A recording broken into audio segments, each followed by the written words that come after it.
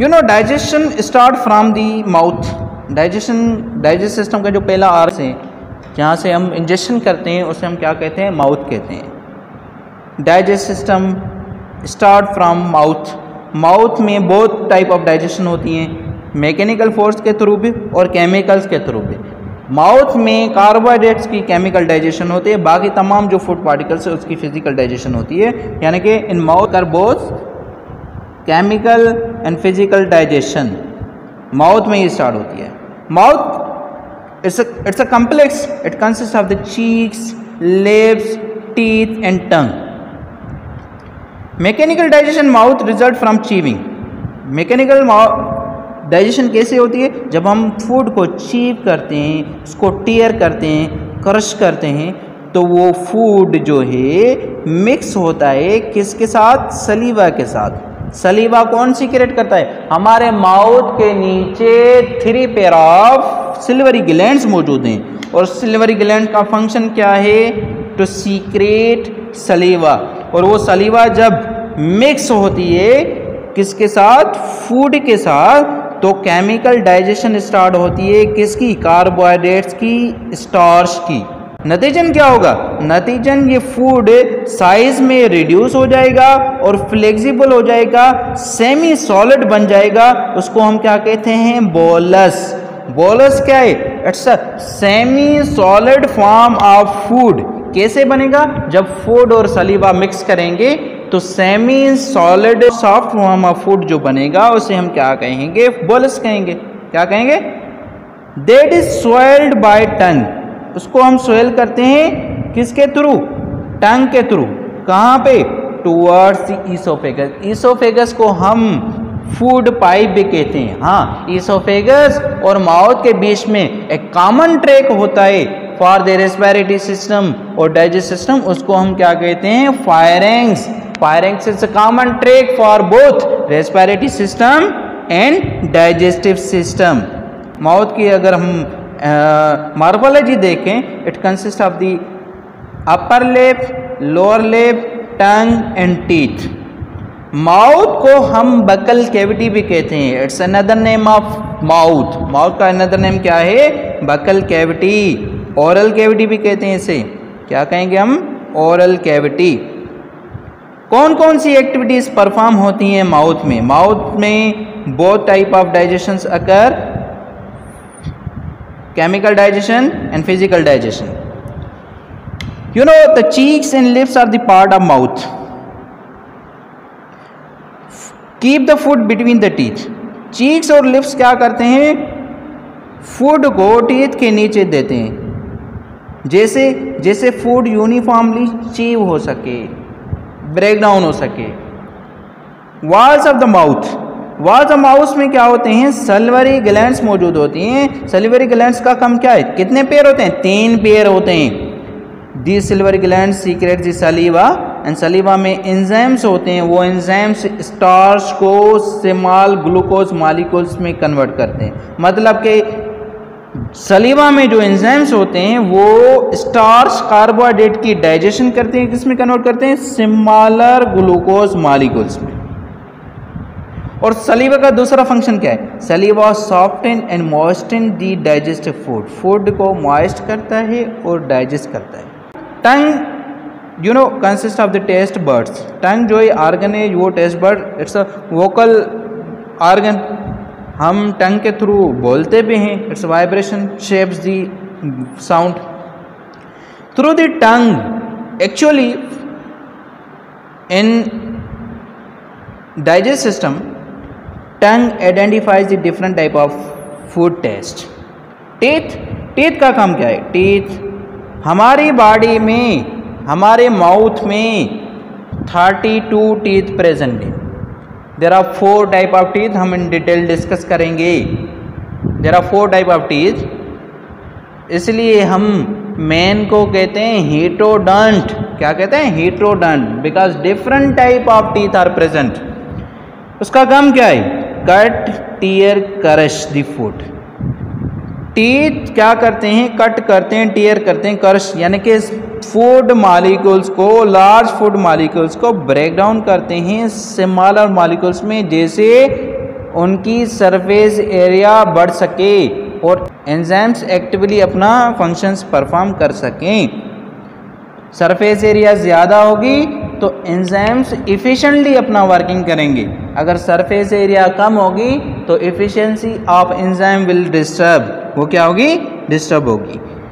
जब surface area बढ़ेगी तो फूड की जो साइज़ होगी वो क्या होगी? स्मॉलर बनेगी और वो इजीली सॉयल हो सकेगा through the pharynx to oesophagus. What are the other names of the mouth? Mouth is called oral cavity or buccal cavity. जब फूड और सलीवा मिक्स होंगे तो semi solid structure of food is known as bolus. वो bolus transfer होगा कहाँ पे? Oesophagus में। Oesophagus को हम क्या कहते हैं? फूड पाइप भी कहते हैं। किसके through? Through the firings. Firings is common tract for both air and food. It's a funnel shaped. It connect the mouth to esophagus. ये फायरिंग्स क्या करता है? डाइजेस्ट सिस्टम में माउथ को ईसोफेगस से कनेक्ट करता है और in respiratory system it connects the larynx, mouth with larynx, nostrils with larynx. So it's a common pipe for both digestive system and respiratory system. The muscular contraction of the pharynx helps to propel the food into esophagus. Muscular contraction की वजह से bolus जो mouth में मौजूद है वो propel होगा food pipe में, ईसोफेगस में, और ultimately through the esophagus this food is transferred to stomach. This movement is of food is achieved by the act of soiling. ये तभी मुमकिन होगा जब फूड हम क्या करेंगे? सोइलो करेंगे. ईसोफेगस में किसी भी किस्म की डाइजेशन नहीं होती. It's just act as a pathway. It's a transport channel from pharynx to stomach. याद रखिए ईसोफेगस में एंजाइम्स मौजूद नहीं होते, किसी भी किस्म की डाइजेशन नहीं होती. Just it pushes the bolus into a wavy pattern moment into a stomach. No digestion takes place here. किसी भी किस्म की डाइजेशन यहाँ पे नहीं होती. अच्छा, ये जो वेवी मूवमेंट होती है, जो फूड फायरिंग से स्टमक तक पहुँचता है, इस वेवी मूवमेंट को हम कहते हैं पेरिस्टालाइसिस मूवमेंट. क्या कहते हैं हम? पेरिस्टालाइसिस मूवमेंट. अब फूड कहाँ पे आ गया? स्टमक में आ गया. From the oesophagus bolus entered into stomach. Stomach क्या है? स्टमक जे शेप मस्कुलर बैग है. उनकी स्टमक की जो वाल्स हैं गैस्ट्रिक जूस रिलीज करती हैं जिसमें एंजाइम्स मौजूद होते हैं. मतलब कि स्टमक में भी बहुत type of digestion occur. Physical digestion होगी, केमिकल डाइजेशन होगी. मस्कुलर कॉन्ट्रैक्शंस की वजह से स्टमक में फिजिकल डाइजेशन होती है और गैस्ट्रिक जूस में जो एंजाइम्स मौजूद होती हैं उस एंजाइम्स की एक्टिविटी की वजह से जो डाइजेशन होगी उसे हम क्या कहेंगे? Chemical digestion. Is it clear? अच्छा जी, यहाँ पे एक बात जहन में रखें. जब फूड फायरिंग से माउथ से फूड पाइप में एंटर हो रहा था तो वो पास हो रहा था फायरिंग से. You know firing is common faith for both digest system, respiratory system. तो ये मुमकिन नहीं कि ये फूड रेस्पिरेटरी सिस्टम में, लंग्स में एंटर हो जाए. उसके लिए अल्लाह ताला ने हमारी बॉडी में एक मैकेनिज्म रखा है. लैरिंग्स के ऊपर जो ओपनिंग होता है उसे हम कहते हैं ग्लोटस, और ग्लोटस के ऊपर एक कवर होता है जिसे हम क्या कहते हैं? एपिग्लोटस. उसे हम क्या कहते हैं? एपिग्लोटस. जब फूड एंटर होता है फायरिंग्स में तो ये एपिग्लोटस ग्लोटस ओपनिंग को क्लोज कर लेता है और फूड डायरेक्टली एंटर हो जाता है किसमें? फूड पाइप में. समटाइम कभी कभी हम खाते वक्त बोल रहे होते हैं तब कुछ पार्टिकल्स अगर एंटर हो जाते हैं रेस्पिरेटरी सिस्टम में तो कफ रिफ्लेक्स होता है, हमें खांसी आ जाती है. अच्छा, गैस्ट्रिक जूस में एंजाइम्स भी मौजूद हैं और एसिड भी मौजूद है. उस एसिड को हम क्या कहते हैं? HCl, hydrochloric acid. Gastric juice consist of hydrochloric acid, water and enzymes.